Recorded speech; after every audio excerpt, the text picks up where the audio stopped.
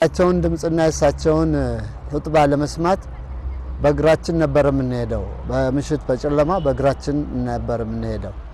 አጋጣሚው ሌላ እዚህ አካባቢ የምንጠቀምበት ያለ መኖሩ ብቻ ሳይሆን የሳቸው የኢልም ፍሰት፣ የሳቸው የትምህርት ፍሰት፣ የሳቸው የጀማዓውን አቀባበል አያያዝ፣ የጀማዓውን ባህሪ፣ የጀማዓውን ሊያውቅ የሚገባውን ነገር ለማሳወቅ ካላቸው ተፈጥሮ ተሰጥኦ ነው ምለው። ይሄ የተፈጥሮ ተሰጥኦአቸው ጋር ሳየው የሚስብ መማር የማይፈልግን ለመማር የሚቀሰቅስ ዲኑን የማያውቀው ወደ ዲን ለመግባት እንደው ኑ ብሎ የሚጣራ ችሎታ ያላቸው ዓሊም ናቸው። ቆቶ ሙረከዝ ይባላል። ሙረከዝ ብሎ ማለት የሚያስተላልፈው ትምህርት ተውቀት የተነሳ ነው። አንዳንዱ ኹጥባ ሲያረግ ምን ሲያረግ የሰውን የምኑን ቀርቶ ነው። እሱ ከዕልም የተነሳ ነው የሚናገሩት። አንዱ ይሄ ነው።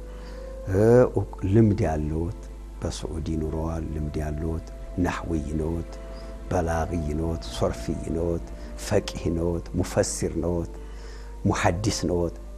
ዕልም الحديثን በተላልቆች ሁላ ቀርቷል። ይሄን ሁላ ዕልም የሰበሰበ አይገኝም። ሌላው ማዕከል ሲከፈት እርዳታ ድርጅት ሲከፈት ወደዚህ አይነት አላመሩም ሼህ ሰይድ።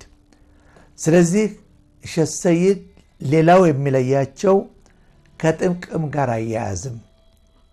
ህይወታቸው በሙሉ ጥቅም የምትባል ነገር አይፈልጉም። መልእክትን በሚያስተላልፉ ሰዓት፣ ትምህርትን በሚያስተላልፉ ምንም የቸገራቸው ቢቸገሩ በሰው ትከሻ ላይ ይሄንን ሰጥቼ ተጠቀማለሁ የሚል ተፈጥሯዊ ሁኔታ የላቸውም። በጣም ለወጣቱም ይሁን ለወጣትም ይሁን ለአዛውንት ይሁን ለሴት ይሁን ለወንድ ይሁን ለሁሉም አጠቃላይ ሰብስቦ የሚይዙ ሰው ነው። በጣም ደሳቸው የመሰለ በሀገራችን አንድ ሁለት ተጨማሪ ቢኖሩት የዲናችን በበለጠ ሰፊ ደረጃ ላይ ሄድ ነበር። ሼህ ሰይድ አንድ መስጊድ በመሆናቸው ብቻ ሁሉ ያሳዝነኛል። ማለት ቢያንስ በግብዣ መልክ የተለያዩ መስጊዶች ቢሄዱ ሌሎችን የማነሳሳት ልምድ የመወሰድ ባህሪ ይኖራል። ከሌሎች መውሰድ የሚፈልጉት ባህሪ ካለ እሳቸውም እንደ ዓሊም በቀኝ የሚሉ ባህሪ ስለሌላቸው መውሰድ እንትን ይኖራቸዋል። እሳቸውንም ሌሎች የተለያዩ መስጊዶች ወስዶ ሌሎች ኢማሞች እንትን እንዲያገኙበት እንዲማማሩበት የማድረግ መድረክ ቢፈጠር አላህ አለም እንደወጣት ደስ ይለኝ ነበር። ያ የሚሰጥና የማይሰጠው ለይተው ነው የሚናገሩት። ታዲያ ያ የሚናገሩት ተውቀት የተነሳ በቀልብ ይገባል። አንዱ ይሄ ነው።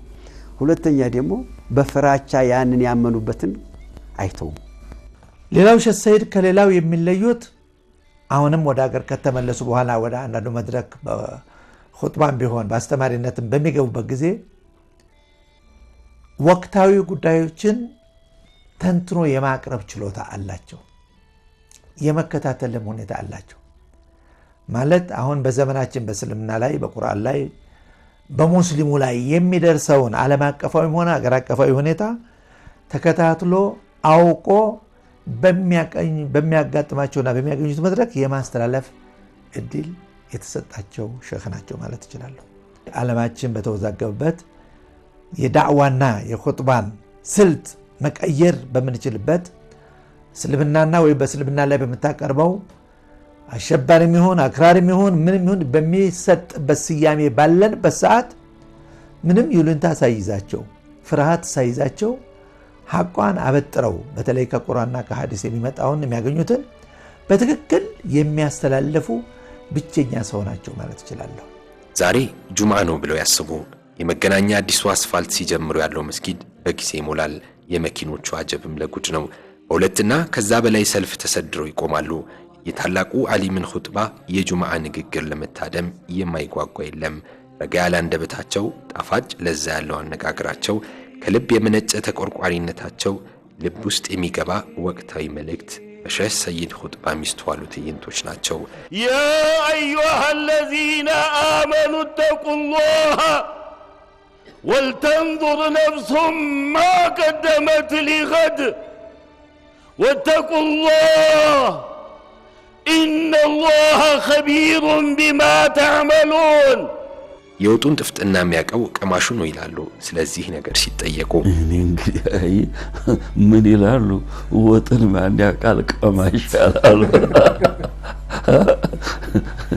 እኔ እንደ ይሄ ጥሩ ነው በመብለው መሰረት ተቁርአኑ ያው ማቀርበው ቃላት የሚጨምር የለኝ ያው ትንሽ ነው።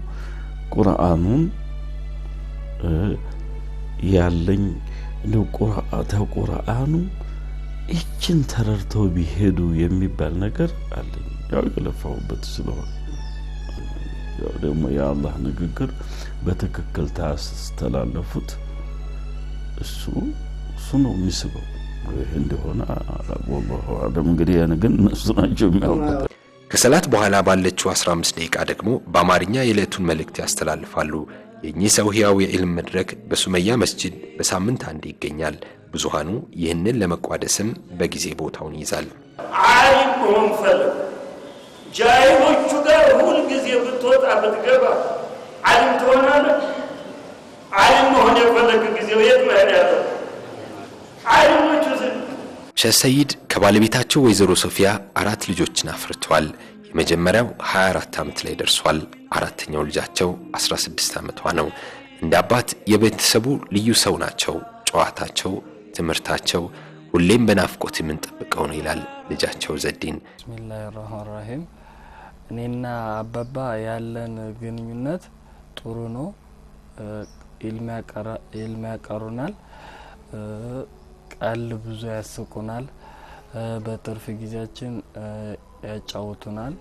ሼህ ሰይድ ባለቤታቸውን ከቅርብ ጊዜያት በፊት በሞት አጥተዋል። እሳቸው የ60ዎቹ መጀመሪያ ላይ ደርሰዋል። ነፍስ ካወቁበት ጊዜ አንስቶ እስካሁን ከ45 ዓመታት በላይ በኢልም ገበታ ላይ ናቸው።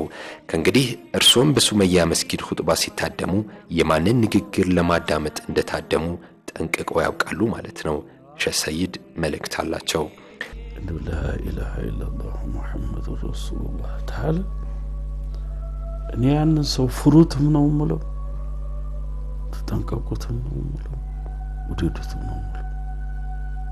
ይህ ሰው የአላህ ወዳጅ ነው። ከዚህ በኋላ አንድ ሰው አላህ የከለከለው የሰራ እንደሆነ አላህ ያዘዘውን ያልሰራ እንደሆነ እኔ የምለው ወንጀል ሰራ ወንጀል አረገ ነው እንጂ የሙእሚንነቱ ወደ አይነት። ታላቁ ኢትዮጵያዊ ዓሊም የእውቀት ጥማት ጉዞ ከሞላ ጎደል ተዳሷል። ከኚህ ሰው ጋር ማውራት፣ የእሳቸውን ታሪክ መስማት ልብን ለአንድ ነገር ያነሳሳል። እንደሳቸው መሆን በቻልኩም ያስብላል። ከወረባቦ የጀመርነው ታሪክ በአላህ ፍቃድ ሱመያ መስጊድ ላይ ተጠናቋል። የሼህ ሰይድ ሁሴን ኢብራሂምን ታሪክ ማወቅ እድለኛ ያስብላል። ታሪካቸውን ማቀናበር ደግሞ ከዛም በላይ ደስታን ያጎናጽፋል።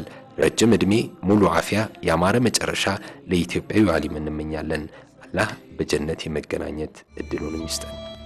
اللهم انصر الإسلام والمسلمين اللهم انصر الإسلام والمسلمين واحمي حوزة الدين يا رب العالمين اللهم اهلك الشرك والمشركين والملحدين أعداءك أعداء الدين ودمر اللهم المنافقين والكافرين ومن والاهم ربنا اطمس على أموالهم ربنا اطمس على أموالهم ربنا اطمس على أموالهم واشدد على قلوبهم يا قوي يا متين اللهم اجعل الباس بينهم اللهم اجعل الباس بينهم اللهم إنا نجعلك في نحورهم اللهم إنا نجعلك في نحورهم ونعوذ بك من شرورهم يا قوي يا متين اللهم اجعلنا هداة مهديين خير الضالين ولا مضلين برحمتك يا أرحم الراحمين اللهم اغفر للمسلمين والمسلمات والمؤمنين والمؤمنات اللهم ألف بين قلوبهم اللهم ألف بين قلوبهم وأصلح ذات بينهم واهدهم سبل السلام برحمتك يا أرحم الراحمين